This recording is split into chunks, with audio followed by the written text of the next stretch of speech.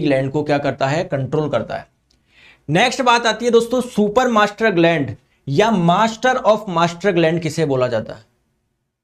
आपको पता है दोस्तों पिट्यूटरी को कंट्रोल कौन कर रहा था, हाइपोथैलेमस कर रहा था, इसलिए हाइपोथैलेमस ग्लैंड को ही हम लोग क्या बोलते हैं, मास्टर ऑफ मास्टर ग्लैंड या सुपर मास्टर ग्लैंड बोलते हैं। तो हाइपोथैलेमस आपका करेक्ट आंसर हो जाएगा। नेक्स्ट आप लोगों से पूछा जाए सबसे बड़ी लार्जेस्ट एंडोक्राइन ग्लैंड के बारे में बताइए, सबसे बड़ी अंतःस्रावी ग्रंथि। तो सबसे बड़ी जो अंतःस्रावी ग्रंथि होती है वो होती है आपकी थायराइड ग्लैंड। कौन सी होती है, थायराइड ग्लैंड। नेक्स्ट आप लोगों से पूछा जाए सबसे छोटी एंडोक्राइन ग्लैंड के बारे में बताइए, सबसे छोटी अंतःस्रावी ग्रंथि कौन सी होगी।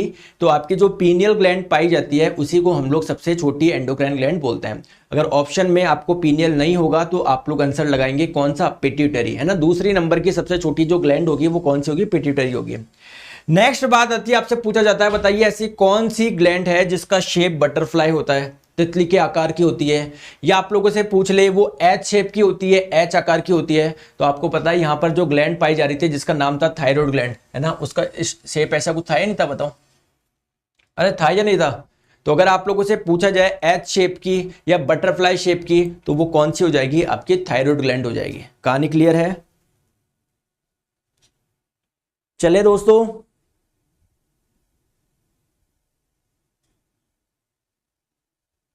सर अगर ऑप्शन में ना हो पिट्यूटरी, ये तो वो बात हो गई कि सर एग्जाम में पूछा गया आप देखते कौन से अंग से हो। सर अगर आंख ऑप्शन में नहीं है तो नाक लगा दो क्या।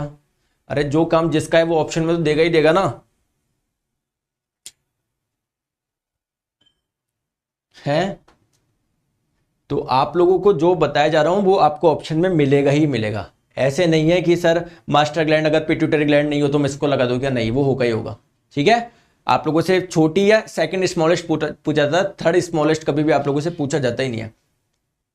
जैसे मैंने आपको हड्डी में भी बताई थी कि सबसे लंबी हड्डी कौन सी है, आपकी फीमर है। इसके बाद में कौन सी है, टिबिया हो जाएगी। इसके बाद में पूछ ले तो फिबुला हो जाएगी, बट फिबुला विबुला इतना ज्यादा नहीं जाएगा। चलो नेक्स्ट बात करते हैं कुछ और फैक्ट्स की। बताइए दोस्तों इमरजेंसी ग्लैंड या डू और डाई ग्लैंड या 3F ग्लैंड या 4S ग्लैंड किसे बोलते हैं, जरा मुझे बताएंगे 4S ग्लैंड किसे बोलते हैं।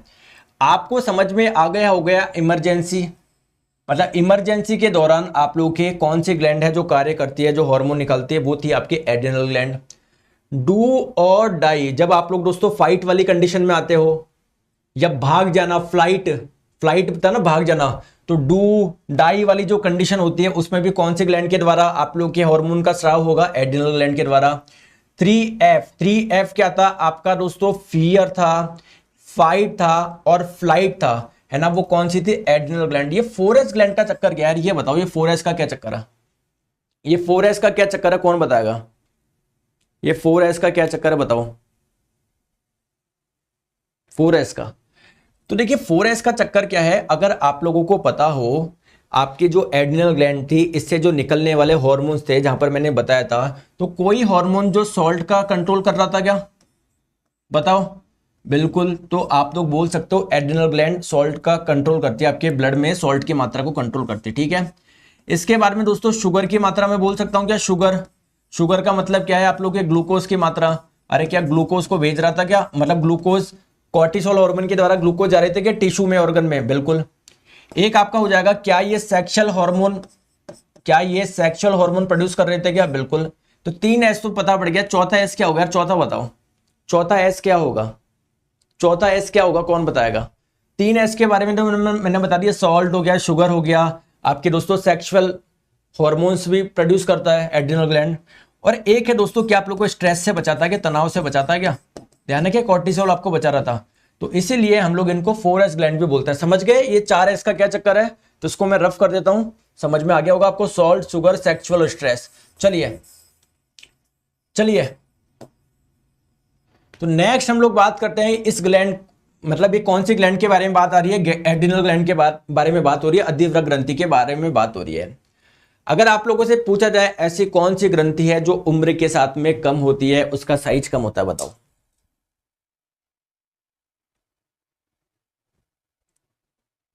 जल्दी से बताइए। तो वो थी आप लोगों की थाइमस ग्लैंड। थाइमस ग्लैंड क्या हो रही थी, उम्र के साथ में उसका साइज कम होता जाता है, बुढ़ापे में तो बिल्कुल ही गायब हो जाती है। किसके द्वारा रिप्लेस हो जाती है, फैट के द्वारा रिप्लेस हो जाती है। तो क्या आंसर होगा आप लोगों का इसका जो आंसर होगा वो होगा आप लोगों का थाइमस ग्लैंड। नेक्स्ट है, ऐसी कौन सी ग्रंथि है जो हम लोग थर्मो रेगुलेटरी ग्लैंड के नाम से भी जानते हैं। थर्मो का मतलब है दोस्तों कुछ, थर्म का मतलब है हीट, थर्म का मतलब होता है हीट, और हीट किससे रिलेटेड होती है, टेम्परेचर से। रेगुलेट यानी कंट्रोल करना, तो आपकी बॉडी का टेम्परेचर कंट्रोल कौन करता है, हाइपोथैलेमस करती है। ठीक है। नेक्स्ट आप लोगों से पूछा जाए, which gland is known as the third eye of human, कि मानव का तीसरा नेत्र किस ग्रंथि को बोला जाता है, जरा बताइए। जो आपको सोने जागने पर कंट्रोल कर रहा था, आप अपने आप सो जाते थे, रात को सो जाते थे, सुबह उठ जाते थे, कौन सी ग्लैंड थी वो थी आपकी पीनियल ग्लैंड।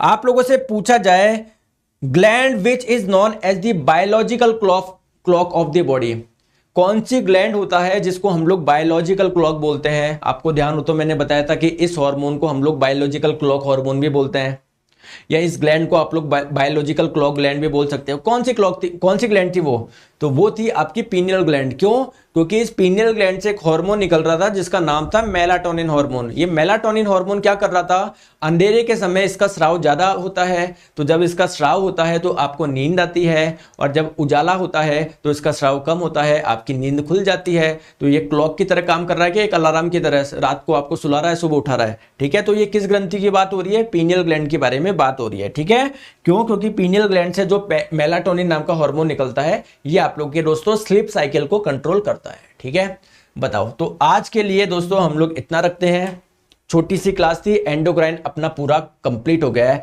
अब आपके कुछ मन में जो इच्छा है, कुछ कमेंट्स ले लेते हैं, कमेंट्स देख लेते हैं क्या आपके मन में इच्छा है। सर मेरे मन में ये इच्छा है, बताओ, कुछ मन की बात कर लेते हैं, बताओ।